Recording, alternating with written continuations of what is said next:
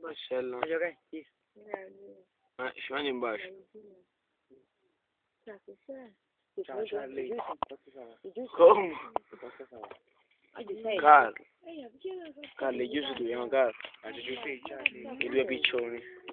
Giù la penna Bello, ho scritto io, ovviamente non posso dire. Ma c'è, stai grippato con GTA. No, ma trascurando lei.